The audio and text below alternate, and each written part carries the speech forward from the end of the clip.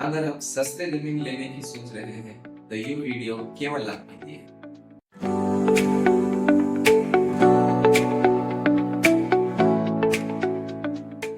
क्योंकि आज के समय में लोग सस्ता मिल रहा है ये सोच करके अपनी जिंदगी की सबसे बड़ी गलती कर और बाद में पता चलता है कि जो सस्ता था वो सबसे महंगा सौदा पड़ गया है।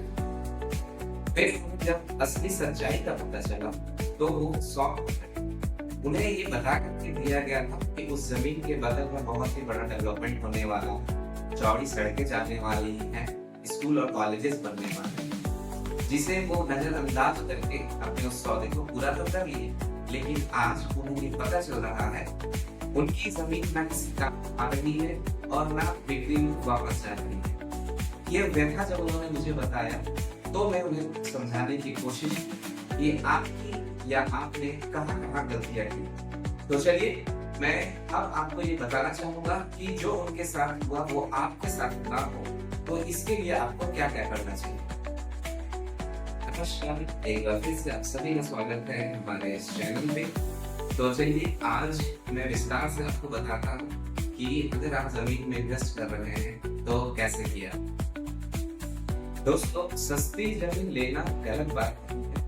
गलत बात बिना सोचे, बिना समझे और बिना परखे लेना होता है। क्योंकि जब आप इन्वेस्टमेंट करते हैं तो वो आपके फ्यूचर का इन्वेस्टमेंट होता है, जो कि आपके भविष्य को निर्धारित करता है, जो कि आपके भविष्य के लिए एक बहुत बड़ा एसेट के रूप में उभर करके आता है।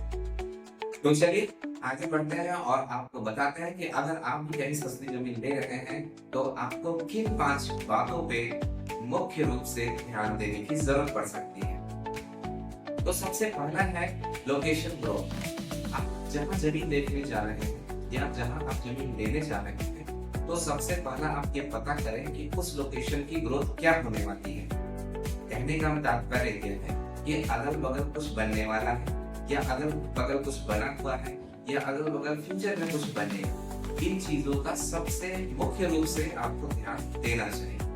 और दूसरे पॉइंट है रोड की कनेक्टिविटी।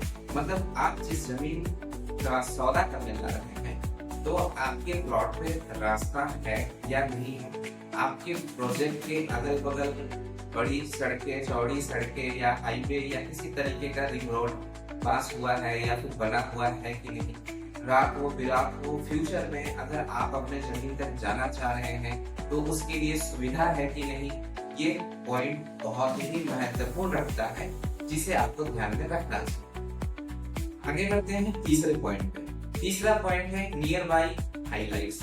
मतलब कि आप जो जमीन ले रहे हैं उसके नजदीक में क्या कोई स्कूल है या नहीं, क्या कोई कॉलेज है या नहीं, इंस्टीट्यूट है या नहीं, बस स्टैंड है, रेलवे स्टैंड है। तो इस तरीके की जो फैसिलिटी होती है जो कि आपके जमीन के ग्रोथ को बढ़ाती है। मतलब हमारी जो जमीन होती है उसकी जो नियर अबाउट हाइलाइट्स होते हैं उससे उसकी ग्रोथ काफी बढ़ती है, जिससे कि उस जमीन की रिटर्न आने में तेजी आती है। और पांचवा जो कि सबसे अहम मुद्दा है वो है रीसेल वैल्यू।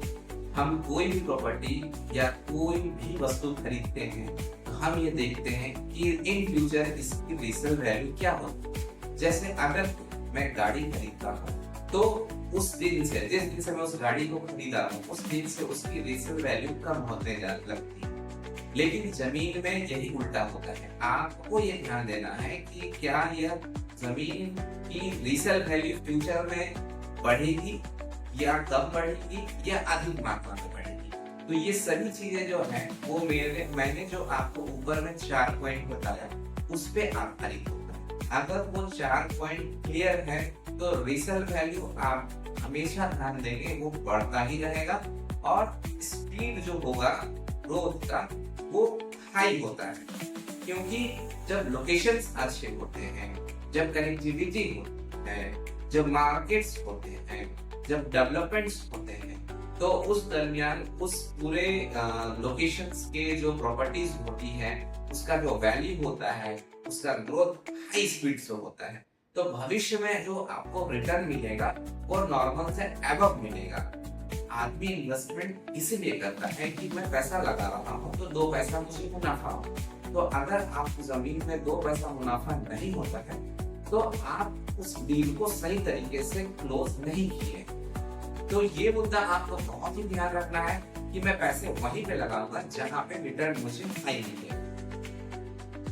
दोस्तों, मैं पटना में बहुत सालों से रियल एस्टेट में काम कर रहा हूँ और हमारे पास इतने उदाहरण हैं, लाइव उदाहरण हैं, जिससे मैं आपको हर तरीके के मुसीबत के विषय में बता सकता हूँ।